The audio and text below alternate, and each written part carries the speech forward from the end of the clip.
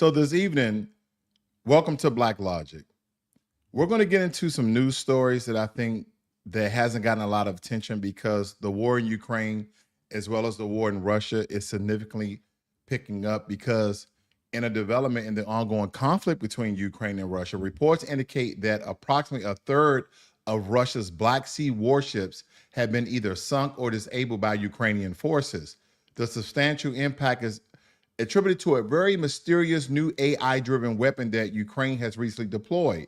The specifics of this technology remain classified, but its effectiveness is evident in the recent setbacks faced by Russian naval fleet.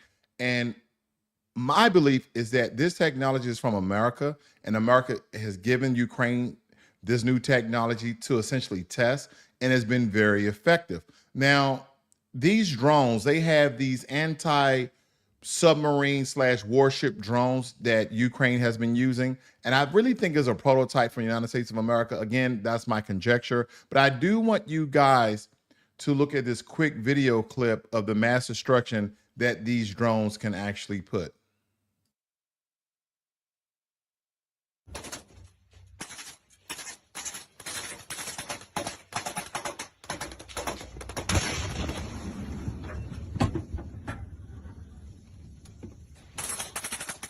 Замала, зашвидка, і відповідно в них немає засобів завчасного виявлення нас.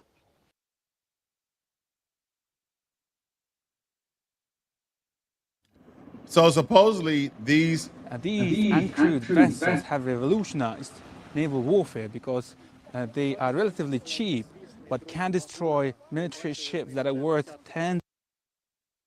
Well, what's crazy about this technology, about autonomous driven technology, that no human being needs to be involved except by remote control, or to a point where they have identifiers or indicators of Russian warships and or submarines that the AI technology can detect on its own and are seamlessly autonomous.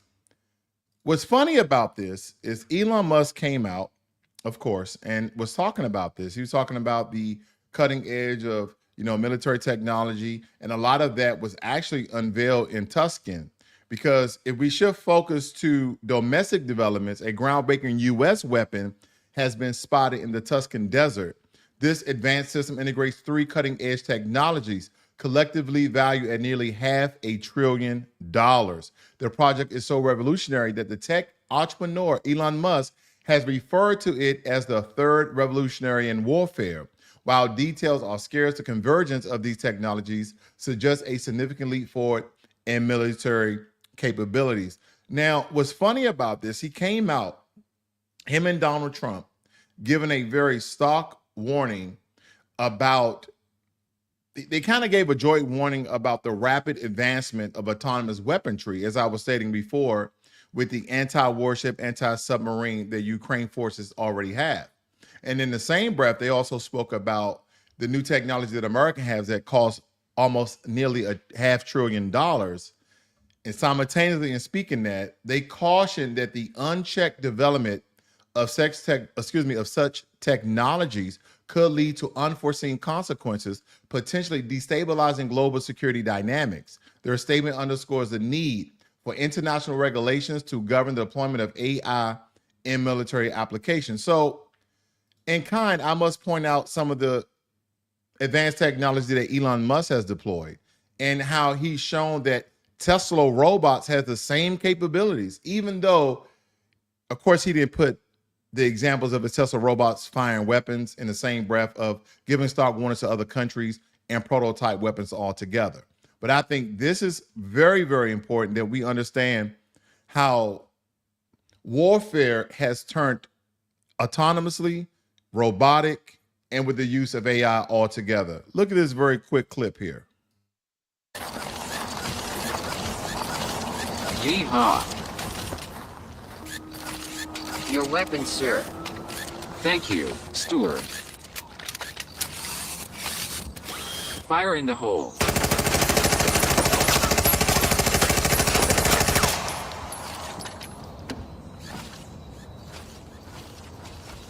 I'm alive. Awesome. Way to go. We did it, steward. So when I see technology like this and Elon makes that warning, I'm like, hopefully he has the safe checks in place, because again, we're talking about a human being. He's the only human being in this shot. He hands a Tesla robot a Tommy gun that's shooting at another Tesla robot that's inside of the Cybertruck. So not only showing the capabilities and the technology with Tesla, as well as the protection that the Cybertruck gives. So very quickly, let's watch that one more time. Yeehaw. Your weapon, sir. Thank you, Stewart. Fire in the hole.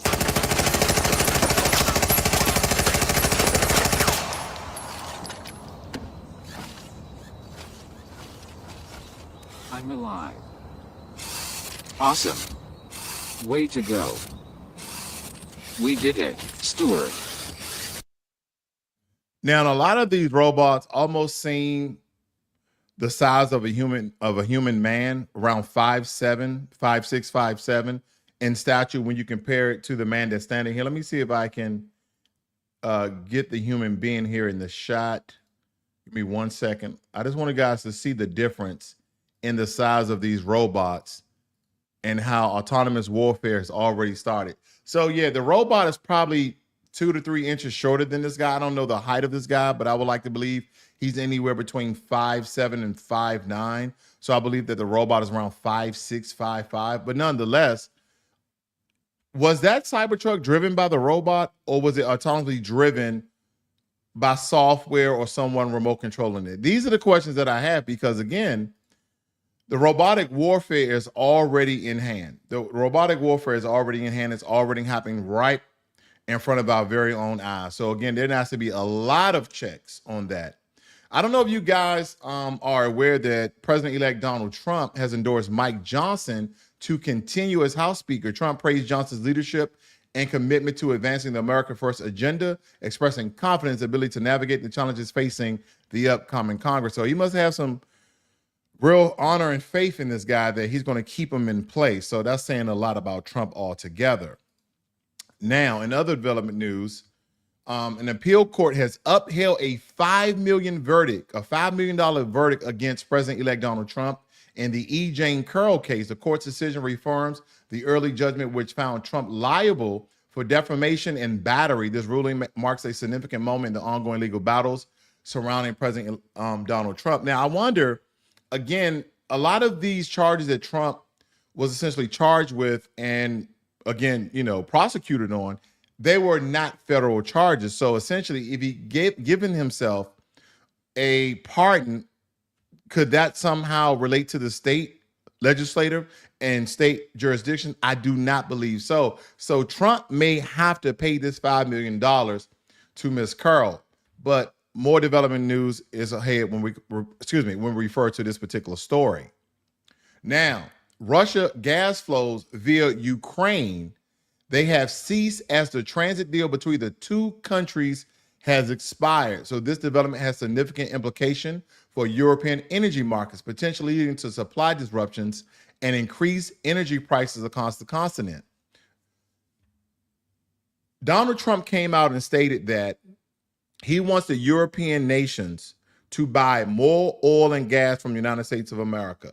And this is one of the first steps that we might start seeing the UK and other European and East European countries buy from the US versus Russia. And then in turn, who knows with the underhand deals that these governments may have, which make energy cheaper in their countries. So these are a lot of things that we have to look at all together, because again, Trump he's on his America First agenda. He's trying to make America great again, but he's trying to make America profitable again, where a lot of things are internal to Americans and start to really spur and catalyze the economy for us, so things become a lot better. And I know that Steve Bannon about the H-1B1 visas, that's going to be more information that comes out later on. But that is a significant argument for Steve Bannon to make, because again, you have these really hardcore MAGA crowd that everything is American, everything is this, everything is that, no foreign this, no foreign that. They're trying to get back to the days where America created almost 90% of all of its products, and we were supplying the world with our own products and services altogether. Now, the United States has announced nearly $6 billion in additional aid to Ukraine.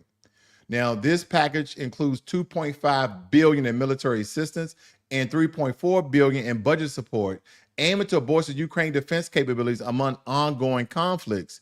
The military aid compromises immediate supplies from U.S. stockpiles and longer-term equipment purchases, including artillery rounds, rockets, armored vehicles. And this move underscores the U.S. commitment to supporting Ukraine's sovereignty and stability in the face of external aggression. And my question is, how long, how much? How long can America keep this up where we're funding not only monetary, but as well as equipment and supplies to Ukraine? How much, how far can America continue to support Ukraine as well as Israel in the amount of funds of taxpayers' dollars of Americans, as well as the equipment that we're supplying them all together? And then I had to back it up with the state.gov. The United States announced significant military assistance for Ukraine. And this is dated for today. So again, this is not old. This is new. We're still giving billions of dollars to Ukraine. Now, U.S. farmers are expressing concerns over the potential impact of new tariffs proposed by President-elect Donald Trump. The agriculture sector fears that these trades could lead to decreased access to key markets, mostly in China, adversely affecting their livelihoods. So my question is this: a lot of the farmland are owned by two entities, one being Bill Gates, as well as Chinese businessmen. Chinese businessmen own hundreds of acres, if not thousands of acres in America. So what are we going to do about that? Now, I'm not stating that they purchased these farmlands by illegal means. I don't think that at all. But nonetheless, we're going to have to start doing some deep background checks on a lot of these Chinamen that are coming over, buying up U.S. farmland. And again, the Americans are allowing it. We are allowing it. So again, I wonder, what is the significance of this, of people from another country buying American farmland, and what are they doing with this farmland? Are shipping the resources back to the country? Are they selling to the American public? I mean, I don't want to get into conjecture. I don't want to get into conspiracy theories, but just think about that. Why? Now, again, I know they have over 1 billion something people. I don't know the status of the economy in China. I don't know if people are starving or hungry and they're shipping food over to the country. I have no idea. But my one question is, will this hurt America? Will this affect America in any negative way? Now, the German government has accused Elon Musk, of attempting to influence its upcoming elections. Musk's recent public support for the far-right alternative for Germany, AfD, party has sparked controversy, with officials alleging that his statements constitute interference in the democratic process.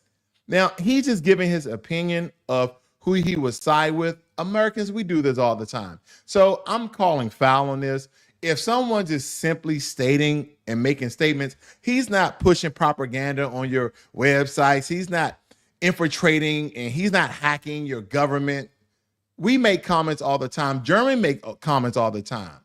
Do we not live in a republic where we have certain democracies of freedom of speech, freedom of press, etc.? So on this one, I have to take the side of Elon Musk and not the German government altogether, because again, we can make comments all we want. And I think the reason why they're making this stance is because Elon Musk is very popular. And again, he's the richest man in the world. So again, they believe that his words hold weight. But again, he can make comments all he wants, okay? Freedom of speech here in America. It's not like he went over to Germany like, yeah, I'm going out for the right-winged party. I'm going out for the AfD party. No, that didn't happen. Now, as we look into further in tonight, the U.S. Treasury Department has confirmed that Chinese state-sponsored hackers infiltrated its systems. Listen to this again. This is large. This is huge news right here. The U.S. Department of Treasury has confirmed that Chinese state-sponsored hackers infiltrated its systems, accessing several employee workstations and unclassified documents. The breach was facilitated through a compromised third-party software provider, Beyond Trust, which allowed the attackers to override security measures. The Treasury discovered that the intrusion on December 8th and has since collaborated with the FBI and the cybersecurity and infrastructure security agencies to assess the damage and secure the network. This incident is part of a broader pattern of cyber espionage that is definitely attributed to Chinese factors, raising serious concerns about the security of U.S. governmental infrastructure. Again, I feel like we're at this, not a Cold War with China, but definitely a cyber war with China that has yet to be in physical warfare with rounds and bombs and missiles and this all-out war. But we're definitely in a cyber war with China on many fronts. President-elect Donald Trump has issued a heartfelt statement following the passing of former President Jimmy Carter at the age of 100. Despite previous criticism, Trump acknowledged Carter's efforts to improve American lives and recognized the significant challenges he faced during his presidency.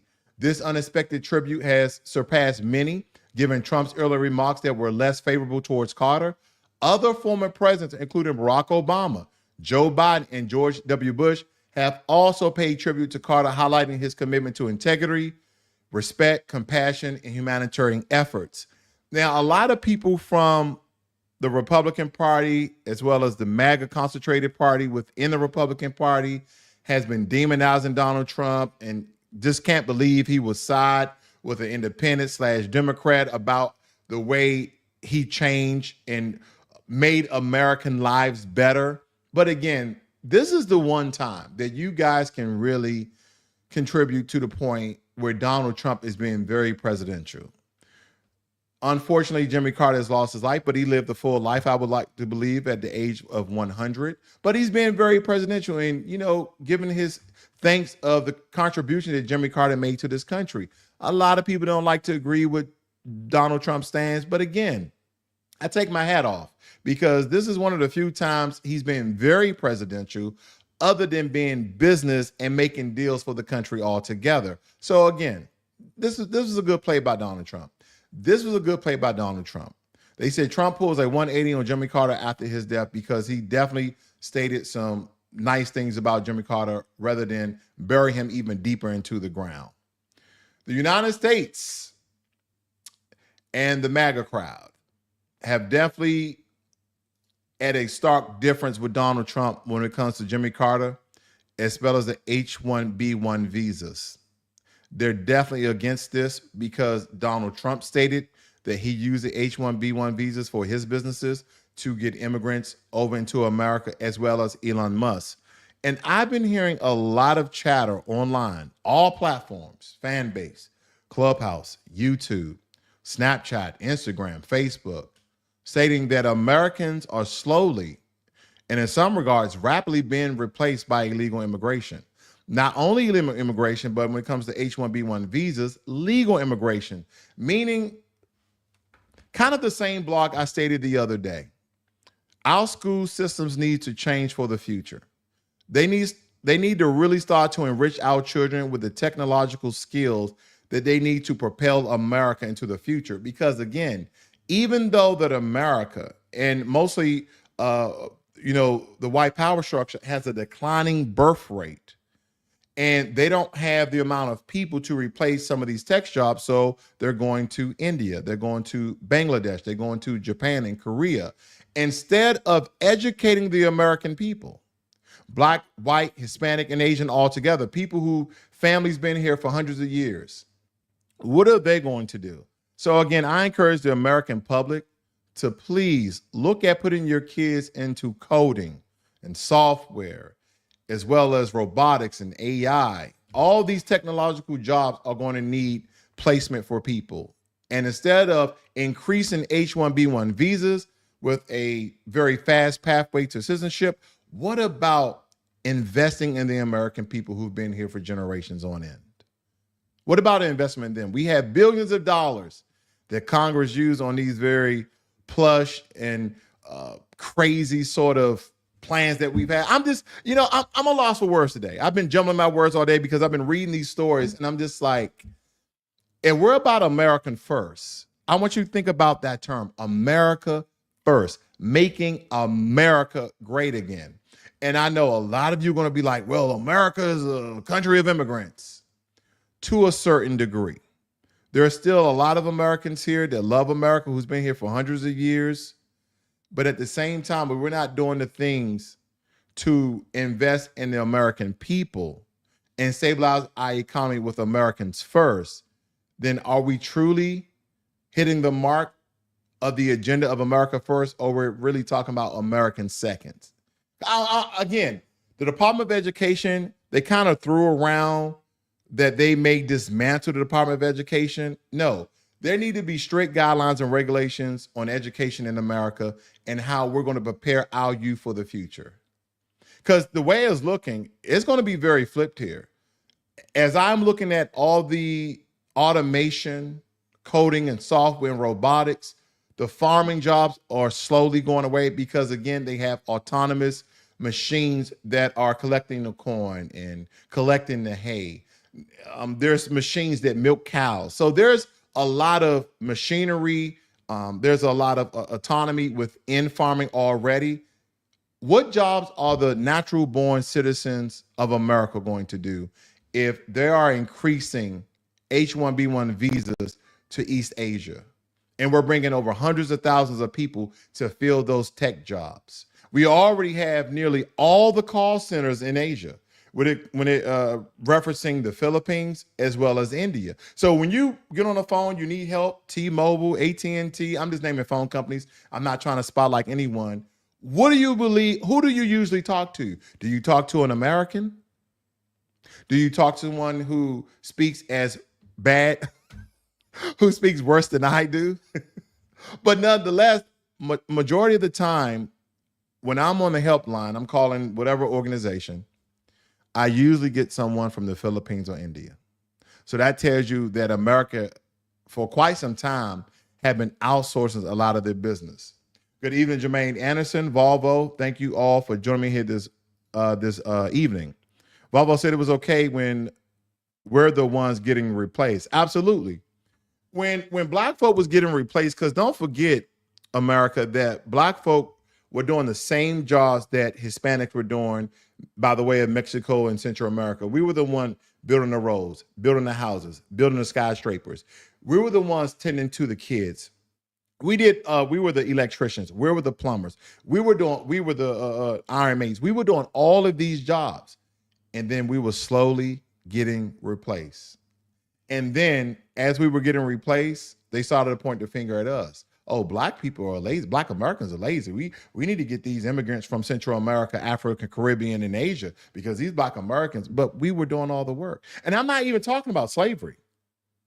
I want you guys to go back to 40s, 50s, 60s, and 70s and see the sharp decline of unemployment to Black Americans and who took over those jobs. It wasn't white men. It wasn't the Irish. It wasn't the Scottish men. It was Hispanics. It was Asians. It was all sorts of people other than us. So now we having the dominant society calling foul, especially D-bound. Let me show you this very quickly. Let me get this back up on the screen here. Give me 1 second.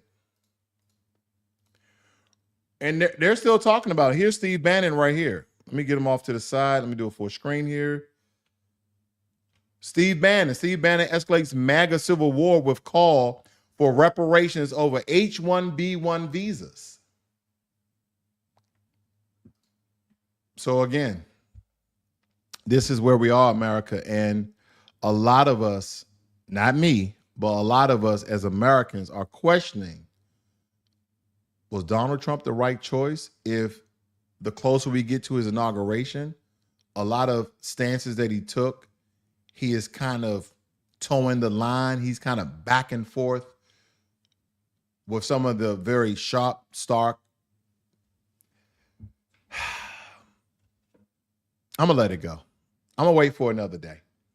I want to see what more information that comes out about this, because it's very important that we understand what this man is going to do once he get into office. What is Deutsche going to do once they get into office?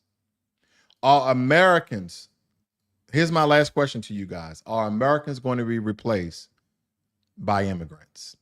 Are Americans going to be replaced by H-1B visas?